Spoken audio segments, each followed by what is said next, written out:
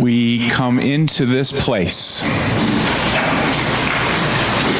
We come into this place because, in the words of Mark Morrison Reed, we come to unveil the bonds that bind each to all. We come because there is a connectedness, a relationship discovered amid the particulars of our lives, and once unveiled, it inspires us to act for justice. We come into this place because the religious community is essential, for alone our vision is too narrow to see all that must be seen, and our strength is limited from doing all that must be done. Together, our vision, it widens, and our strength is renewed. Welcome to our celebration of life. Trust that truth, whether good or bad, pretty or ugly, is still truth. The knowledge of anything true brings freedom and empowerment back to oneself.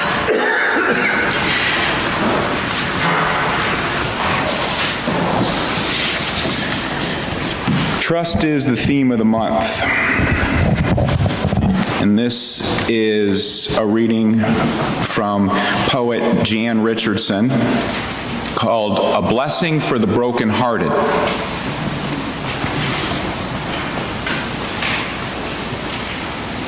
Let us agree for now that we will not say the breaking makes us stronger.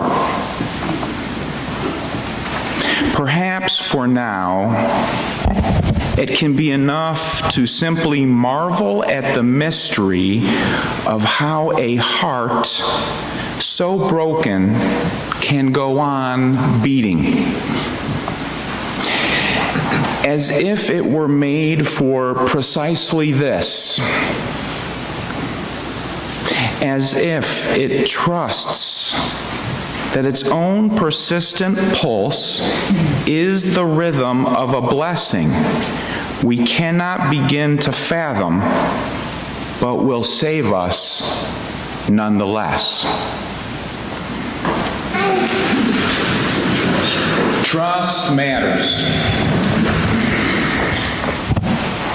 When we have it and when we do not. In thinking about the topic, I remembered a time when trust was broken. A Friday after work, a friend and I had a plan to meet for dinner in South Philly, and I drove down, got a parking spot, and walked over to the nice little taco joint, and my friend was not there yet, so I waited about 15 minutes, and then I called him. And he sounded strange. Couldn't make it, something had come up. I was bummed. And it took a few moments to figure out what I'd go do next. I decided to go over to a diner I like in Fairmount. So while sitting at the table and eating, I looked up and saw my friend walking in with a group of guys to get a table. I said, oh man, my stomach sank. And that was rough. And my friend came over, and we had an awkward exchange in which he really did not explain what had happened. Next morning I called him, and I said, man, what in the world was that? And he got defensive and accused me of being overly sensitive. And I was mad and sad, and I knew that the friendship was basically over as I didn't trust him anymore.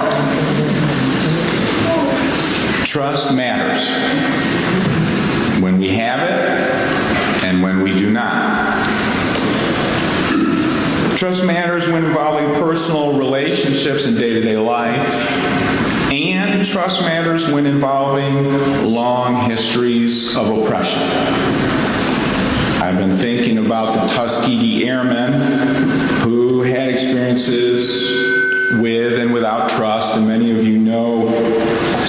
basics of the story. For hundreds of years, African Americans played significant roles in the U.S. military. And based upon insidious racist ideas and efforts to discredit their qualifications, African Americans were denied military leadership and skilled training. African Americans, for example, were barred from flying for the U.S. military.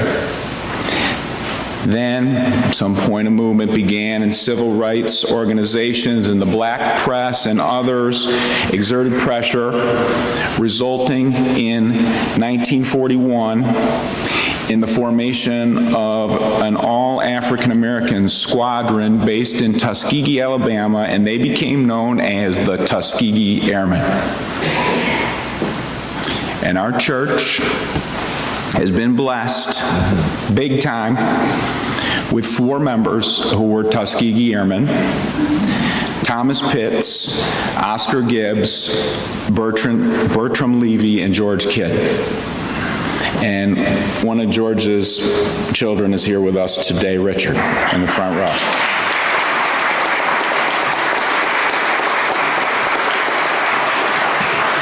Richard helped me with this sermon. So I know that these men are big league American heroes, and they made our church better with their presence and love. And many, including myself, have pondered how a person could entrust their life and service to a country that did not trust or respect them. These men risked their lives to free Europe and America from Nazism. And after the war, many Tuskegee Airmen faced the choice, for example, between moving to Europe and being treated with more equality or returning to America to live under Jim Crow laws. George's son, Richard, has recalled to me in our discussions hearing more than one of the Tuskegee Airmen stating that they decided to come back to be in their country, our country, their country, and to help the country become better. We got lucky. Throughout their endeavors, throughout their trials and tribulations, some of them trusted God. Some trusted their fellow soldiers. They trusted their families. They trusted themselves. Lieutenant George Kidd believed in and trusted the promise of the principles of our country. You might say many of these heroes were entrusting themselves to the hopes penned by Langston Hughes in 1935. Let America be America again. Let it be the dream it used to be. Let it be the pioneer on the plain, seeking a home where he himself is free. America never was America to me. Let America be the dream the dreamers dreamed. Let it be that great, strong land of love. They loved the dream of this country so much that they entrusted their lives to making it come true. In an early, powerful example, check this out if you haven't heard this, and ask Richard for more. And he'll be hopeful. We're going to be honoring our 4 with a special display in the library in the coming weeks or month, and you can check this out. And we're very hopeful that Richard, he has said yes, he'll come and speak more about the whole experience. But in 1945, Lieutenant George Kidd, whose picture's right here, and I invite you to look at this. He's part of the calendar of the Airmen. Look at this later. He refused to follow the orders to segregate the facilities. He said, "No, sir, I won't do that." And as a result, he and others went to jail. 1945, 15 years before King preached here as a young king. The military leaders took the point, changed the order, and integrated the facilities. Came out of jail, went into integrated facilities. Now that's great courage. And George Kidd, I think, partly was trusting his role as a person of worth and dignity in a country promising life, liberty, and the pursuit of happiness. Trust matters when we have it and when we do not. The Tuskegee Airmen are a constellation of shining stars in our universe. They light our way to a better life. They remind us of what we can be. And it's also true that trust often boils down to much less dramatic examples. Many researchers, for example, believe that the critical foundation of trust often involves smaller deeds and words. When you notice a family member who needs to talk, stopping and paying attention builds trust. Even when you really, oh man, I just sat down to watch TV. I'm trying to have some peace. No, click off. Maybe ask a question. Matters. When you're happily ensconced in a group conversation and a new person comes into the room, offering to make a space. Can we get a chair? How about we make a space for you to sit at the table? That builds trust, not just for the recent arrival, for everybody. Psychologist John Gottman created a trust formula involving small deposits and withdrawals. Gottman posits that if you average 5 positive actions or deposits for every 1 negative or withdrawal, if you're 5 to 1, positive to negative, you have really good chances of a trust-filled relationship. And that sounds powerful to think about and to try and live by. 5 to 1. Highlighting the importance of regular tasks in building trust reminds me of an ancient Arab wisdom story. Man is on his way back from the market. He's had a good day. And he's on his camel, decides to stop at a mosque, and he wants to offer thanks to God. Gets off the camel, leaves the camel, goes inside with his prayer mat, spends a lot of hours offering thanks to Allah, praying, promising to be a good Muslim. The man steps out of the mosque to go home and sees that his camel is gone. Filled with anger, the man begins yelling, Allah, how could you do this to me? Look what I was just doing.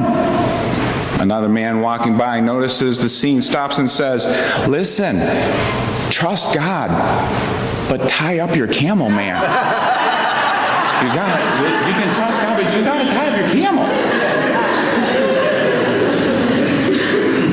And I like the story for a lot of reasons. Besides thinking maybe I should get a camel. But knowing that some of the most critical religious questions include, can we trust God to take care of us? Can I trust life to take care of me, community? Those are tough questions which most of us wrestle with our entire lives. That's the wrestle stuff. And trusting God can really work if you're embracing the living faith of our Universalist ancestors, proclaiming God's love and atoning grace overcome many problems. Think back to the early 1800s. Hosea Ballou preached that fear has very little use in healthy religion. But love and trust in God exponentially grows love and trust in many aspects of our lives. That's powerful. And things get dicey if you're wrestling with existential angst. I, for various reasons, don't have that kind of theology of the early 1800s, of the Universalists, of that kind of a powerful God. And we're free faith. We come from different points. It's partly because of what happened, unfair suffering. But I've been at points in my life where I was wondering if everything is completely random. Is just this random horror out here? And I was worried, especially when I was younger, if somehow would I just float off into the universe sometime and maybe nobody could stop it or notice or care? Thankfully, we have a bold, dynamic faith tradition, and if the God concept works, it's great. And if it doesn't resonate, you could maybe speak other languages of the sacred. Maybe you ground your trust in building beloved community where people do care and notice and make efforts based in compassion.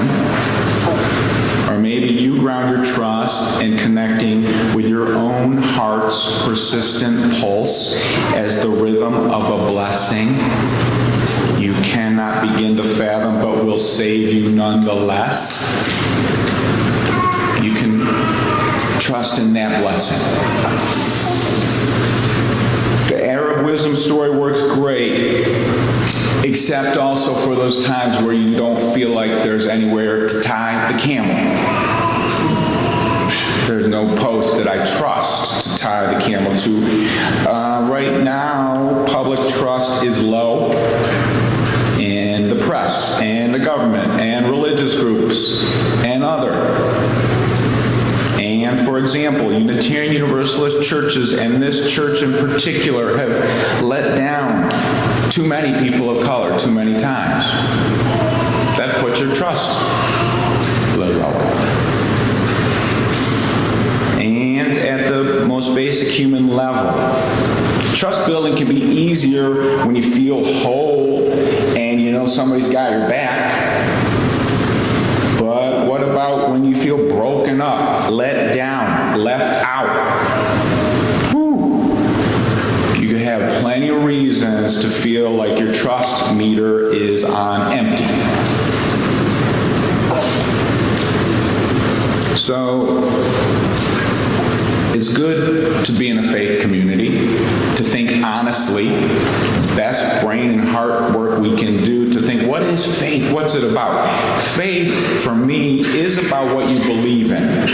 You know, what do you believe in that you can trust? And it's also about what you dedicate yourself to. Faith without works is dead. Faith is also about dedicating yourself to something. So I think part of what was going on with the Tuskegee Airmen was they were faithfully dedicated to the dream of what America could be. And who they themselves were, who their families were. They entrusted themselves to that possibility that they believed in.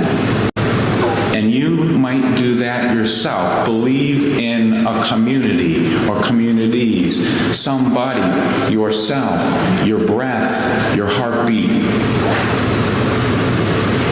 And then you can find out ways to live it out.